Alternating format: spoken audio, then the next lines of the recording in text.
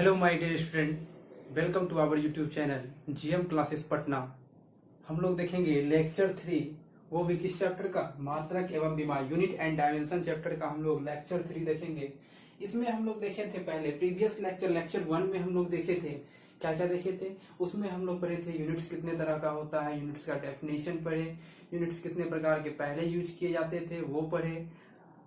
उसके बाद 3 हम लोग जाने थे फंडामेंटल क्वांटिटी, बेस क्वांटिटी, उसी को कहते हैं फंडामेंटल को ही बेस क्वांटिटी कहते हैं। और नेक्स्ट आपका पढ़े थे डिराइव्ड क्वांटिटी, और उसके बाद नेक्स्ट था सप्लीमेंट्री क्वांटिटी।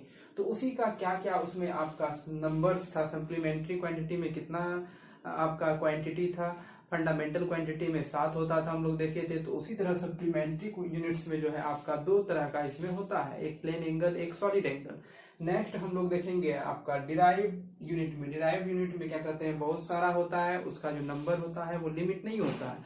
तो उसमें हम लोग देखेंगे कि कौन कौन सा आपके ये इंपॉर्टेंस है, वो उन चीजों को देखेंगे। पहले क्वांटिटी, फिर उसका फॉर्मूला, देन उसका यूनिट। कहीं से भी आपको अगर निकालने दे ऐसा यूनिट तो आप कैसे निकाल लीजिएगा, वो हम लोग देखेंगे आज के लेक्चर में। तो आइए आज का लेक्चर हम लोग स्टार्ट करते हैं और देखते हैं कि संपूरक मात्रक क्या है, उसका क्या क्या मात्रक है और उसको हम लोग कैसे सिंबल में यूज करते हैं। तो आइए देखते हैं, स्टार्ट करते हैं। तो पहला आपका बोल रहा है संपूरक मात्रक। संपूरक मात्रक किसको कहते थे, वैसी राशियां जो ना तो फिजिकल क्वांटिटी पे डिपेंडेंट हो और ना ही डिराइव्ड क्वांटिटी पे आपका ये फिजिकल क्वांटिटी फंडामेंटल क्वांटिटी पे डिपेंडेंट हो और ना ही आपका डिराइव्ड क्वांटिटी पे डिपेंडेंट हो। ठीक है, इन दोनों पे डिपेंडेंट आपका नहीं होगा तो वो सप्लीमेंट्री यूनिट्स कहलाएगा। हम लोग प्रीवियस क्लास में देखे थे। तो इसमें आपका 2 तरह का होता है, कौन कौन सा होता है, एक समतल कोण, एक ठोस कोण। समतल कोण को हम लोग इंग्लिश में हम लोग प्लेन एंगल कहते हैं और ठोस कोण को सॉलिड एंगल। ठीक है, चलिए इसमें इसका मात्रक जो होता है समतल कोण का ये होता है रेडियन और ठोस कोण का स्टेरेडियन। और इसका जो सिंबल होता है, संकेत, उसी को कहते हैं हिंदी में, इसको हम लोग स्मॉल RAD से रेडियन और स्टेरेडियन को SR से लिखते हैं। ठीक है, चलिए ये हो गया आपका 2 तरह का सप्लीमेंट्री यूनिट्स। फंडामेंटल में हम लोग 7 पढ़े, कौन कौन सा था, length, mass, temperature, time, electric current, luminous intensity, amount of substance. ये 7 तरह के फंडामेंटल क्वांटिटीज होते हैं जिनकी मदद से ही हम लोग डिराइव्ड क्वांटिटी को एक्सप्रेस करते हैं, निकालते हैं। चलिए नेक्स्ट अब देखते हैं व्युत्पन्न राशियां, डिराइव्ड यूनिट। डिराइव्ड यूनिट में बोल रहा है आपका, डिराइव्ड यूनिट में आपका बोल रहा है कि इसमें कुछ क्वांटिटी दिया गया है आपका, एक साइड में फॉर्मूला, एक साइड में आपका यूनिट। ठीक है, तो इसमें हम लोग देखेंगे फर्स्ट जो है आपका क्षेत्रफल एरिया का। ठीक है, एरिया बराबर क्या होता है, किसी चीज का एरिया अगर निकालना, क्षेत्रफल निकालना है तो 2 डायमेंशनल प्लेन में निकालते हैं, हम लोग पढ़े हैं।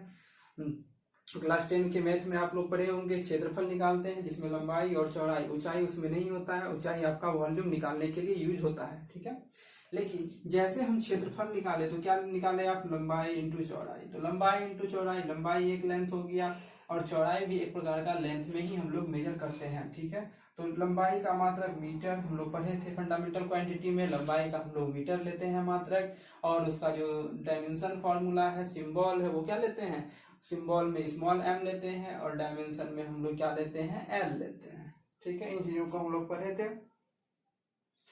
चलिए, तो मात्रक हो गया आपका इसका क्षेत्रफल का metre square, metre into metre, metre square हो गया। नेक्स्ट चलिए, नेक्स्ट बोल रहा है आयतन। आयतन में आपका बोल रहा है, आयतन को हम लोग वॉल्यूम कहते हैं इंग्लिश में। आयतन वॉल्यूम बराबर होता है उसी प्रकार 3 डायमेंशनल प्लेन में, जब 3 डायमेंशनल प्लेन का हम लोग कोई भी वॉल्यूम निकालते हैं। ठीक है, लंबाई, चौड़ाई और ऊंचाई, 3 चीज इसमें रहना है, लंबाई, चौड़ाई और ऊंचाई। तो लंबाई भी एक तरह का लेंथ, चौड़ाई भी एक लेंथ, ऊंचाई भी एक लेंथ, 3 लेंथ हो गया। तो metre into metre into metre, metre cube. तो इस प्रकार से जो है आपका मीटर क्यूब हो गया। एक मीटर स्क्वायर क्षेत्रफल का यूनिट, SI यूनिट, यहाँ पे लिख सकते हैं SI मात्रक भी लिख सकते हैं, या मात्रक क्षेत्रफल का SI यूनिट पूछेगा मीटर स्क्वायर, आयतन का पूछेगा तो मीटर क्यूब। ठीक है, तो उसी प्रकार से स्पीड 4 बराबर क्या फॉर्मूला होता है, दूरी अपॉन समय, डिस्टेंस अपॉन टाइम। तो डिस्टेंस अपॉन टाइम जब हम करें तो यहाँ पे दूरी भी तो एक प्रकार का आपका लेंथ है, उसको ट्रेवल कर रहे हैं तो वो मीटर में हम लोग लेंगे। और समय को हम लोग क्या पढ़े, सेकंड में लेते हैं, तो मीटर पर सेकंड को या तो ऐसे लिख सकते हैं या तो फिर ऐसे लिख सकते हैं। ठीक है, चलिए नेक्स्ट चलते हैं। अब हम लोग वेग वेलोसिटी, क्या है वेलोसिटी, ठीक है। वेलोसिटी बराबर होता है विस्थापन अपॉन समय। क्या होता है, विस्थापन बटे समय।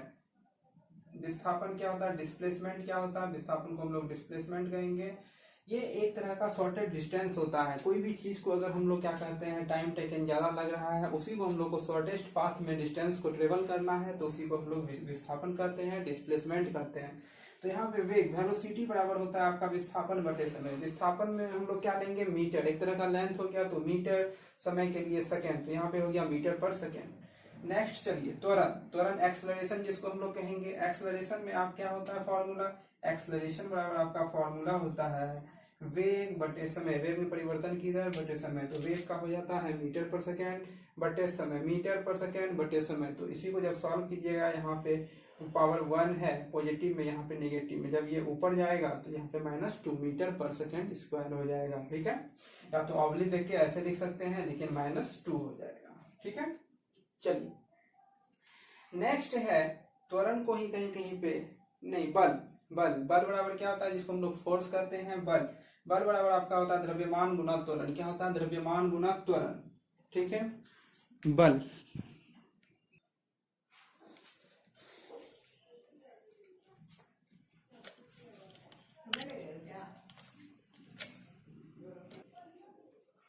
चलिए यहाँ देखते हैं 8 में आपका था दाब या प्रतिफल। इसका फॉर्मूला आपका होता है बल बटे क्षेत्रफल। इसका मात्रक हम लोग क्या लिखे, केजी मीटर पर second square upon metre square. तो ये सॉल्व करने के बाद आपका क्या आ जाएगा, केजी पर मीटर पर सेकेंड स्क्वायर। ठीक है, ये हो गया आपका दाब या प्रतिफल का, क्या हो गया, दाब या प्रतिफल का, ये वाला हो गया। ठीक है, ये वाला ध्यान से देखिए। घनत्व का क्या हो जाएगा आपका, द्रव्यमान बटे आयतन, केजी पर मीटर क्यूब, तो केजी पर मीटर क्यूब हो जाएगा आपका घनत्व का मात्रक। डायरेक्ट याद रखिएगा, घनत्व का मात्रक केजी पर मीटर क्यूब। कार्य वर्ग का आपका हो जाएगा बल गुना विस्थापन। तो यहाँ पे हम लोग देखेंगे केजी मीटर पर सेकेंड स्क्वायर इंटू मीटर, विस्थापन के लिए मीटर, तो केजी मीटर स्क्वायर पर सेकेंड स्क्वायर, ये हो जाता है आपका जूल। जैसे 1 न्यूटन हो रहा था, यहाँ पे बल के परिभाषा ये मात्रक निकाल रहे थे तो वहां पे न्यूटन हो जा रहा था, तो यहाँ पे आपका कार्य में जूल हो जाएगा। ठीक है, शक्ति पावर बराबर होता है आपका कार्य बटे समय, वर्क अपॉन टाइम। तो वर्क अपॉन टाइम, वर्क का आपका जूल और टाइम का सेकंड, तो जूल पर सेकंड को हम लोग क्या लिखेंगे, वाट भी लिख सकते हैं। ठीक है, जो अंडरलाइन किया है रेड पेन से उसको ध्यान से देखिएगा, अच्छे से उसको याद रखना है, इंपॉर्टेंट है ये एग्जाम पॉइंट से, एग्जाम पॉइंट व्यू से ये क्या कहते हैं आपका ज्यादा इंपॉर्टेंट यहाँ से रह सकता है। ठीक है, चलिए भार में हम लोग देखेंगे। अब भार आपका है, भार में आपका क्या है, भार वेट बराबर आपका होता है द्रव्यमान गुना गुरुत्वीय त्वरण। द्रव्यमान का हो गया केजी, गुरुत्वीय त्वरण का हो गया मीटर पर सेकेंड स्क्वायर, तो केजी मीटर पर सेकेंड स्क्वायर, तो ये हो गया न्यूटन। इसी को हम लोग फोर्स में वहां पे न्यूटन बोल रहे थे, बल में, तो यहाँ भी आपका न्यूटन हो जाएगा। प्रत्यास्था गुणांक, ठीक है, प्रत्यास्था गुणांक में आपका देखिए क्या हो जाएगा, डायरेक्ट याद रखिएगा। प्रत्यास्था गुणांक मीन्स आपका हो जाएगा यहाँ पे, प्रत्यास्था गुणांक में आपका हो जाएगा न्यूटन पर मीटर स्क्वायर। क्या हो जाएगा, न्यूटन पर मीटर स्क्वायर। कोणीय वेग, एंगुलर वेलोसिटी, एंगुलर वेलोसिटी का क्या होता है, रेडियन पर सेकेंड। वही अगर कोणीय त्वरण आ जाएगा तो रेडियन पर सेकेंड स्क्वायर हो जाएगा। ठीक है, गुरुत्वीय त्वरण यहाँ पे लिखिए मीटर पर सेकेंड स्क्वायर होता है ना। गुरुत्वीय त्वरण का मान कितना होता है, कैपिटल ये स्मॉल जी का 9.8 मीटर पर सेकेंड स्क्वायर, या कहीं कहीं हम लोग न्यूमेरिकल सॉल्व करते हैं तो वहां पे 10 मीटर पर सेकेंड स्क्वायर लेते हैं। नेक्स्ट है आपका गुरुत्वीय क्षेत्र तीव्रता। ठीक है, तो इसका हम लोग क्या लेंगे, न्यूटन पर केजी। क्या लेंगे, न्यूटन पर केजी। तो आज हम लोग देखे सप्लीमेंट्री यूनिट्स के बारे में देखे, डिराइव्ड यूनिट्स के बारे में देखे। इससे प्रीवियस वीडियो हम लोग देखे थे कि फंडामेंटल क्वांटिटी और बेस क्वांटिटी आपका उसका मात्रक, सिंबल, ठीक है, इन चीजों को देखे। डायमेंशन देखे उसका, इन सभी का डायमेंशन उतना इंपॉर्टेंट नहीं है। ठीक है, उसी की मदद से हमको करना है, फंडामेंटल की मदद से ही डिराइव्ड का हमको डायमेंशन लिखना है। ठीक है, तो ये आगे मतलब लेक्चर में इसी का आपको चलेगा, इसका जो डायमेंशन होगा। ठीक है, जैसे निकाले हैं तो क्या क्या होता है, तो वो जो बताया गया है आपको 7 फंडामेंटल, उसी के आधार पे हम लोग इसको लिखेंगे। ठीक है, तो आप भी लिख पाइएगा। जब तक वो 7 फंडामेंटल का अच्छे से याद कर लीजिएगा तो आप भी लिख लीजिएगा। क्यों लिख लीजिएगा? क्योंकि मात्रक का पता चल गया, आपको लिखना आसान होता है। मात्रक पता चल जाने के बाद कोई भी चीज का क्या कहते हैं डायमेंशन लिखना बहुत ही ईजी होता है। तो आशा करते हैं आप लोगों को समझ में आया होगा अच्छे से। अगर समझ में आया है तो चैनल को लाइक कीजिए, शेयर कीजिए। तो आज के लिए हम लोग नहीं रखते हैं। Thank you.